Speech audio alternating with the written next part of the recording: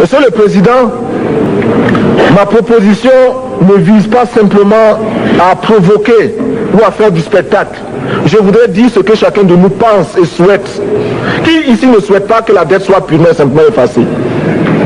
Celui qui ne le souhaite pas, il peut sortir, prendre son avion et aller tout de suite à la Banque mondiale payer. Tous nous souhaitons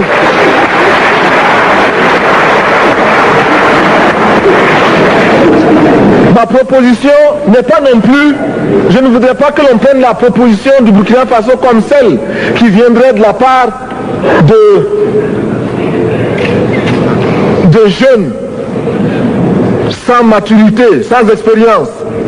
Je ne voudrais pas non plus que l'on pense qu'il n'y a que les révolutionnaires à parler de cette façon. Je voudrais que l'on admette que c'est simplement l'objectivité et l'obligation. Et je peux citer dans les exemples de ceux qui ont dit de ne pas payer la dette, des révolutionnaires comme des non-révolutionnaires, des jeunes comme des vieux. Je citerai par exemple, Fidel Castro a déjà dit de ne pas payer. Il n'a pas mon âge, même s'il est révolutionnaire. Mais je pourrais citer également François Mitterrand, qui a dit que les pays africains ne peuvent pas payer, les pays pauvres ne peuvent pas. Je pourrais citer Madame le Premier ministre. Je ne connais pas son âge et je m'en voudrais de le lui demander. Mais c'est un exemple. Je voudrais citer également le président Félix Houphouët-Boigny. Il n'a pas mon âge. Cependant, il a déclaré officiellement, publiquement, qu'au moins pour ce qui concerne son pays, la Côte d'Ivoire ne peut pas payer. Or, la Côte d'Ivoire est classée parmi les pays les plus aisés d'Afrique, au moins d'Afrique francophone. C'est pourquoi d'ailleurs il est normal qu'elle paye plus en contribution ici. Mais, Monsieur le Président, ce n'est donc pas de la provocation. Je voudrais que très sagement, vous nous offriez des solutions. Je voudrais que notre conférence adopte la nécessité de dire clairement que nous ne pouvons pas payer la dette. Même pas dans un esprit belliqueux, belliciste.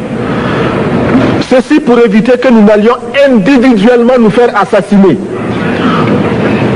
Si le Burkina Faso tout seul refuse de payer la dette, je ne serai pas là à la prochaine conférence. Par contre, avec le soutien de tous, dont j'ai besoin,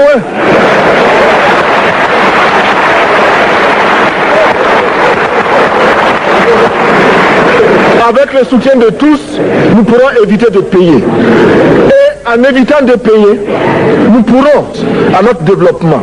Et je voudrais terminer en disant, chaque fois qu'un pays africain achète une arme, c'est contre un Africain. Ce n'est pas contre un Européen. Ce n'est pas contre un Asiatique. C'est contre un Africain. Par conséquent, nous devons également, dans la lancée de la résolution de la question de la dette, trouver une solution au problème de l'armement. Je suis militaire et je porte une arme. Mais Monsieur le Président, je voudrais que nous nous désarmions. Parce que moi, je porte l'unique arme que je possède et d'autres ont camouflé les armes qu'ils ont.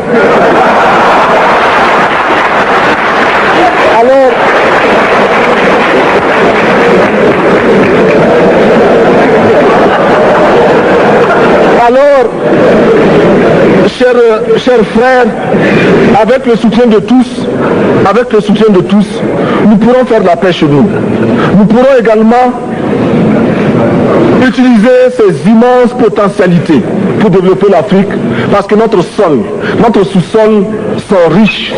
Nous avons suffisamment de bras et nous avons un marché immense, très vaste, du nord au sud, de l'est à l'ouest. Nous avons suffisamment de capacités intellectuelles pour créer, ou tout au moins prendre la technologie et la science partout où nous pourrons les trouver. Monsieur le Président, faisons en sorte que nous mettions au point ce front uni d'Addis Abeba contre la dette. Faisons en sorte que ce soit à partir d'Addis Abeba que nous décidions de limiter la course aux armements entre pays faibles et pauvres. Les gourdins et les coutelas que nous achetons sont inutiles. Faisons en sorte également que le marché africain soit le marché des Africains. Produire en Afrique, transformer en Afrique et consommer en Afrique. Produisons ce dont nous avons besoin et consommons ce que nous produisons au lieu d'importer. Le Burkina Faso est venu vous exposer ici la cotonnade produite au Burkina Faso, tissée au Burkina Faso, cousue au Burkina Faso pour habiller les Burkinabés. Ma délégation et moi-même, nous sommes habillés par nos tisserands, nos paysans. Il n'y a pas un seul fil qui vienne de l'Europe ou de l'Amérique. Je ne fais pas un défilé de mode, mais je voudrais simplement dire que nous devons accepter de vivre africain. C'est la seule façon de vivre libre et de vivre digne.